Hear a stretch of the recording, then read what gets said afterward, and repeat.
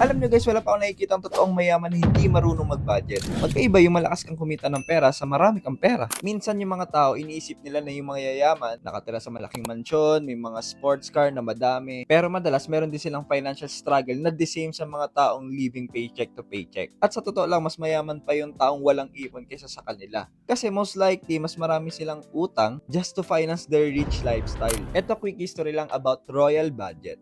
Noong 19th century, yung mga mayayaman lang yung merong household budgets. At noon pa, mas matagal pa from the diaries sa mga royal household sa Europe, yung mga hari and prince track their holdings and spending so that their wealth wouldn't decline. Yung mga taong di naman problema sa pera, regardless kung gaano man kalaki yung kinikita nila, napupunta sila sa pagiging wealthy at napapanatili nila to.